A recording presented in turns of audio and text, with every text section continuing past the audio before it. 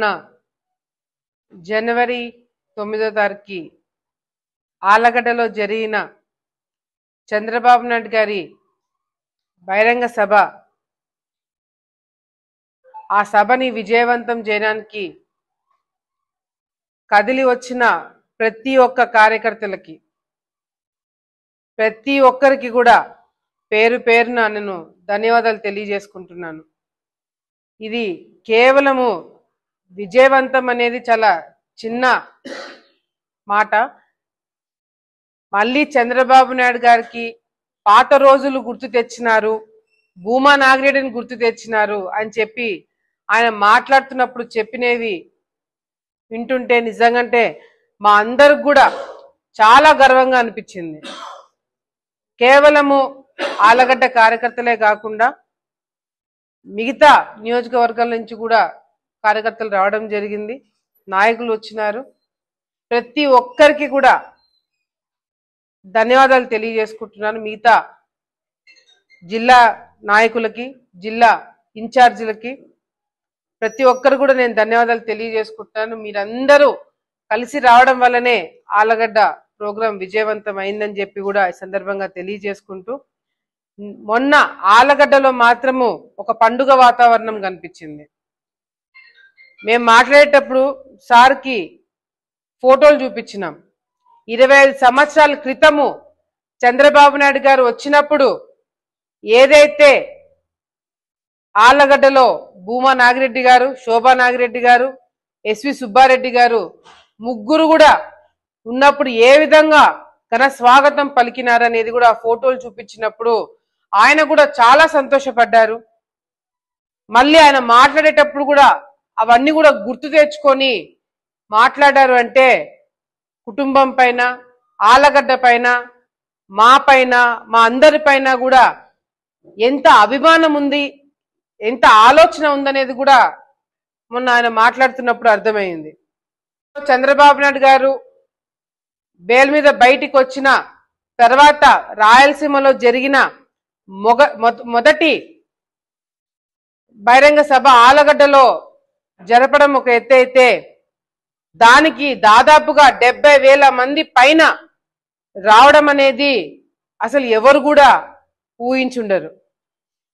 ఆలగడ్డలో మాత్రము ప్రతి ఒక్క నాయకుడికి, ప్రతి ఒక్క కార్యకర్తకి, ప్రతి ఒక్క మండల లీడర్లకి, చిన్న స్థాయి కార్యకర్త దగ్గర నుంచి మా వరకు పై వరకు మొత్తం అందరూ కూడా ఎంతో ప్రెస్టేజ్ గా తీసుకొని ఎలాగైనా సరే ఈ సభని విజయవంతం చేయడానికి మనమందరం కూడా కృషి చేయాలని ఒక పట్టుదలతో, ఒక కసితో ప్రతి ఒక్కరు కూడా పనిచేయడం జరిగింది. నిజంగంటే ఎవరు కూడా ఊహించలేదు. మహా అయితే ఒక 30,000 మంది, అది కూడా రావచ్చు అది ఇదని చాలా మంది కమెంట్స్ చేసినా కూడా వాళ్ళందరూ చెప్పిన మాటలకి ధీటుగా ఎక్కడొస్తారండి ఇంతమంది కార్యకర్తలు, ఇంతమంది కదిలి రావడం? ఏ పార్టీకి, ఏ నాయకుడి వల్ల సాధ్యమవుతుంది? కేవలం చంద్రబాబు నాయుడు గారి కోసము, ఆయన సభని విజయవంతం చేయడానికి కోసము పట్టుదలతో కార్యకర్తలు మేమందరం కూడా పనిచేయడం జరిగింది. మా వాళ్ళందరూ కూడా ముఖ్యంగా ఆలగడ్డలో చాలా మంది పట్టుదలగా చేశారు. ప్రతి ఒక్కరు ప్రతి ఒక్క గ్రామంతో మీటింగ్ పెట్టుకొని వాళ్ళకు 200 ఓట్లు ఉన్నా కూడా మీరు ఇంతమందిని తీసుకురావాలని చెప్పి టార్గెట్ ఇచ్చి వాళ్ళందరితో కూర్చొని మాట్లాడి దాన్ని విజయవంతం చేయడం జరిగింది. కానీ దీంట్లో ఇంకొకటి కూడా ఉంది. చంద్రబాబు నాయుడు గారు యాక్చువల్గా సభ 4 గంటలకి 4:30కి మొదలవుతుందని చెప్పి మొదట షెడ్యూల్ ఇవ్వడం జరిగింది. నైట్ స్టే ఉంటారని చెప్పి షెడ్యూల్ ఇవ్వడం జరిగింది. కానీ రేపు చంద్రబాబు నాయుడు గారి సభ అనంగా ఈ రోజు టైమింగ్స్ మార్చడం జరిగింది, కొన్ని టెక్నికల్ ప్రాబ్లమ్స్ వల్ల. వాస్తవంగా చెప్పాలంటే టెక్నికల్ ప్రాబ్లమ్స్ వల్ల. కానీ కార్యకర్తలందరూ కూడా కావాలనే మనల్ని ఇబ్బంది పెట్టడానికి ఎవరో చేస్తున్నారు అని చెప్పి అనుకొని పాపం ప్రెస్టేజ్ గా తీసుకొని, ఎందుకంటే 4 గంటల కంటే అందరూ భోజనాలు చేసుకొని ఇళ్ళ కాడ నుంచి మామూలుగా అయితే బయలుదేరుతారు. కానీ ఆయన 2 గంటలకే వస్తారు అన్నప్పుడు భోజనాల ఏర్పాట్లు ఎక్కడ అనుకోలేదు. తక్కువ అవుతాయా ఏంటని మేమందరం కూడా చాలా కంగారు పడినాము. కానీ ప్రతి ఒక్క మండలం నుంచి ప్రతి ఒక్క నాయకుడు మా ఊర్లో మేమే భోజనాలు పెట్టుకొని బయలుదేరుతున్నామమ్మా, నువ్వు ఎటువంటి టెన్షన్ పెట్టుకోకు, సారు దిగే టైంలో మేమందరం కూడా భారీ స్థాయిలో వస్తామని నా కార్యకర్తలు నాకు మాట ఇచ్చినారు. మాట మీద నిలబడి భారీగా రావడమే కాకుండా మళ్ళీ శోభా నాగిరెడ్డి గారిని భూమా నాగిరెడ్డి గారిని గుర్తు తెచ్చేలాగా కార్యకర్తలందరూ పనిచేయడం అనేది నాకు తెలిసి ఇటువంటి అదృష్టము ఇంకొకటికి ఉంటుందో లేదో తెలియదు, కానీ నాకు మాత్రము ఆ అదృష్టాన్ని నా కుటుంబంకి దక్కింది అంటే అది కేవలము కార్యకర్తలు నాయకులు పెట్టిన భిక్ష అని చెప్పి చాలా స్పష్టంగా అర్థమవుతుంది. బహిరంగ సభ ఏర్పాటు చేయడము నా కెరియర్ లో మొదటిసారి. ఎన్నో నేర్చుకున్నాం. రేపొద్దున వచ్చే రోజుల్లో చంద్రబాబు నాయుడు గారు కానీ లోకేష్ అన్న గారు కానీ ఆలగడ్డ ప్రాంతంకి వచ్చినప్పుడు ఇంకా భారీగా ఎటువంటి చిన్న చిన్న పొరపాట్లు జరగకుండా అన్ని జాగ్రత్తలు తీసుకోవడానికి మేమందరం కూడా ఇప్పుడు నాయకులందరం కూడా సిద్ధమైనామని చెప్పి మరొకసారి తెలియజేసుకుంటున్నాం. వైఎస్ఆర్సీపీ నాయకులు చేసే అరాచకాలు కావచ్చు, వైసీపీ గూండాలు రౌడీలు చేసే దౌర్జన్యాలు కావచ్చు, ఈరోజు ప్రజలందరూ కూడా చిరాకు వచ్చేసింది, విసుగు పుట్టింది. తప్పకుండా మళ్ళీ చంద్రబాబు నాయుడు గారి నాయకత్వం రావాలి. రాకపోతే అసలు భవిష్యత్ అనేది రాష్ట్రానికి ఉండదని చాలా స్పష్టంగా ప్రజలందరూ కూడా నిర్ణయం తీసుకున్నారు. మళ్ళీ చంద్రబాబు నాయుడు గారు తెలుగుదేశం పార్టీ విలువ తెలిసి వచ్చింది కాబట్టి ఇంత పెద్ద భారీ స్థాయిలో సార్ ఎక్కడికి పోయినా కూడా కార్యక్రమాలన్నీ కూడా విజయవంతం అవుతున్నాయి. మా అందరికి కూడా నమ్మకం ఉంది, ఈసారి ప్రజలు తప్పకుండా పనిచేసే వాళ్ళకి, వాళ్ళ కోసం పలికే వాళ్ళకి, వాళ్ళ కోసం కష్టపడే వాళ్ళకి ఓట్లు వేస్తారన్న నమ్మకము మా అందరికి కూడా ఉంది. ఎందుకంటే మొన్న చూసాం సభలో ఏదో వెహికల్స్ పెడితే రావడము, ఏదో తుఫాన్ బండ్లు పెడితే రావడమో కాదు, ట్రాక్టర్ లెక్కిచ్చినారు, లారీ లెక్కొచ్చినారు, బస్సు లెక్కొచ్చినారు. ఎప్పుడో నాకు పైన ఉన్న నాయకులు కొంతమంది చెప్పారు, అప్పుడెప్పుడో ఆ కాలంలో చూసాం లారీలెక్కి రావడము. లారీలెక్కి ప్రజలు మహిళలు పెద్ద స్థాయిలో రావడం అనేది ఇప్పుడు జరిగిన మీటింగ్లలో ఎక్కడ జరిగిందో తెలియదు, కానీ మొన్న బ్రహ్మాండంగా ప్రజలందరూ కూడా స్వచ్ఛందంగా వచ్చినారు. ఇది ఒక టీం వర్క్. పార్టీ తరపు నుంచి, జిల్లా నాయకుల తరపు నుంచి, మా తరపు నుంచి, మండల స్థాయి లీడర్ల నుంచి ప్రతి ఒక్కరూ కదిలి రావడం వల్లనే ఇది విజయవంతం చేయగలిగినాం. అందరి సహకారం ఉంది. ఈరోజు చాలా చాలా గర్వంగా ఉంది, చాలా ఆనందంగా ఉంది. మా నాయకుడికి ఆలగడ్డ ప్రాంతంలో ఆ విధంగా స్వాగతం పలకడానికి అదృష్టం దక్కినందుకు నాకు చాలా చాలా ఆనందంగా ఉంది. సార్ కూడా చాలా హ్యాపీగా ఉన్నారు.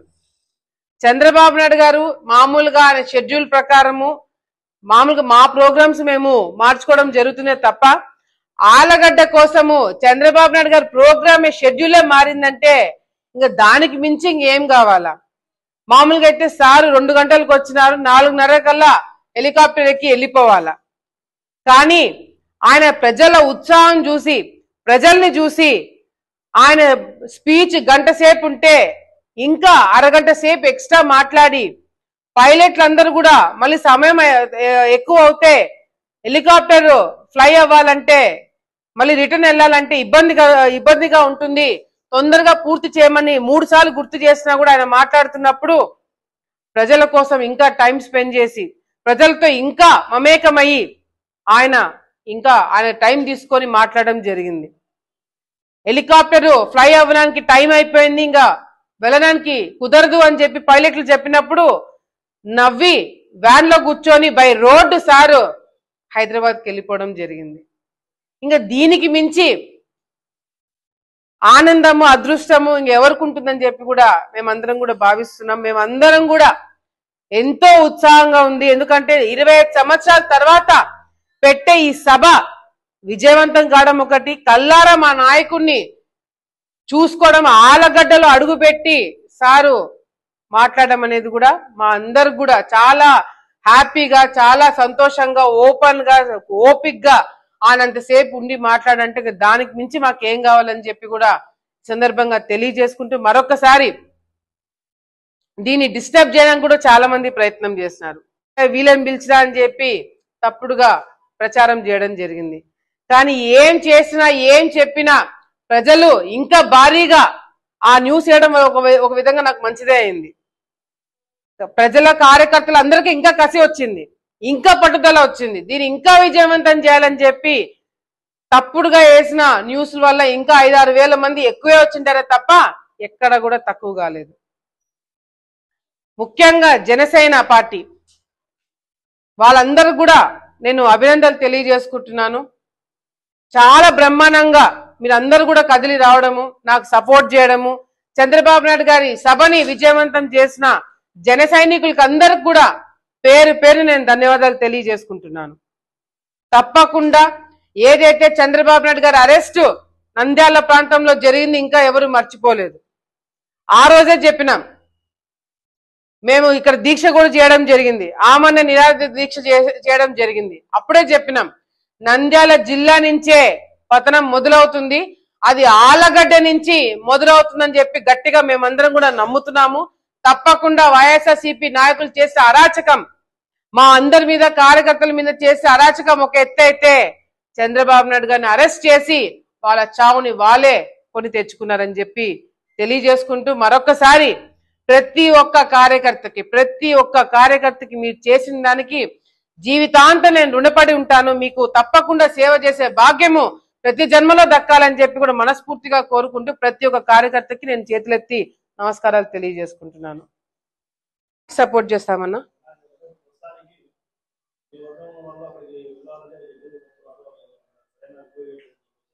చంద్రబాబు నాయుడు గారు విలువిస్తే చాలు కదా, లోకేష్ అన్న గారు విలువిస్తే చాలు కదా. చంద్రబాబు నాయుడు గారు ముఖ్యమంత్రి కావాలని మేమందరం పనిచేస్తున్నాము. సో దానికి తగినట్టుగానే రేపు పొద్దున ఎవరైతే కష్టపడతారో, అది ఆ వర్గం ఈ వర్గం ఇంకో వర్గం అనేది కాదు, ఎవరైతే పార్టీ కోసం కష్టపడతారో రేపు తగిన గుర్తింపు వాళ్ళకి పార్టీలో తప్పకుండా ఉండేటట్టుగా మాత్రం మా వర్గం మేము చూసుకుంటాము.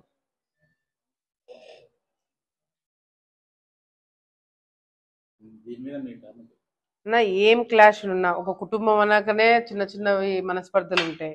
తప్పకుండా టికెట్ అనేది చిన్న విషయం కాదు కదా. 4.5 సంవత్సరాలు 5 సంవత్సరాలు భూమా బ్రహ్మానందరెడ్డి ప్రతిపక్షంలో చేసినాడు, ఆయన కార్యక్రమాలు చేసినాడు, ఆయన ఇబ్బందులు పడినాడు, తిరిగినాడు, కార్యక్రమాలు చేసినాడు, గతంలో ఎమ్మెల్యేగా ఉన్నాడు.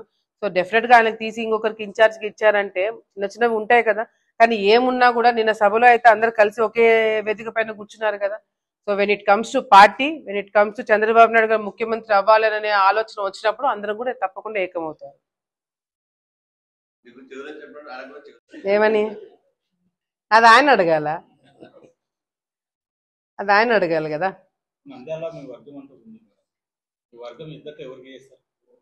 పార్టీకి చేస్తారు, తెలుగుదేశం పార్టీకి చేస్తుంది. ఎవరైనా ఇప్పుడు ఫర్ ఎగ్జాంపుల్ ఇప్పుడు నేను అదే చెప్తున్నా, ఇక్కడ స్వార్థాలు పనికిరావు. ఇప్పుడు ఈ టైంలో అయితే స్వార్థాలు పనికిరావు. ఏం టికెట్ కోసం నేను ఎక్కడ నంద్యాల టికెట్ సార్ అనౌన్స్ చేసిన తర్వాత మేము ఎక్కడ జోక్యం చేసుకోలేదే, మేము ఎక్కడ కొట్లాడలేదే, మేము ఎక్కడ గొడవలు పెట్టుకోలేదే. ఎందుకంటే ఈసారి తప్పకుండా చంద్రబాబు నాయుడు గారు ముఖ్యమంత్రి అయ్యి తీరాల. రాష్ట్రానికి భవిష్యత్తు ఉంటే కదా మా అందరికి భవిష్యత్తు ఉంటుంది, మీ అందరికి భవిష్యత్తు ఉంటుంది, ప్రజలకి భవిష్యత్తు ఉంటుంది. అటువంటి చంద్రబాబు నాయుడు గారు ముఖ్యమంత్రి కాకుండా నాకు 2 టికెట్లు కావాలని, నాకు 3 టికెట్లు కావాలని నేను ఈ రోజు కొట్లాడితే రేపు పొద్దున భవిష్యత్తు లేకుండా పోతుంది. ఫస్ట్ ఆయన సీఎం అవ్వాలా, ఈ రాష్ట్రం బాగుపడాలా, తర్వాత మా అందరి ఫ్యూచర్ మేము చూసుకోవడం జరుగుతుంది. సబ్స్క్రైబ్ చేయండి, రెగ్యులర్ నోటిఫికేషన్స్ కోసం బెల్ బటన్ ని ప్రెస్ చేయండి.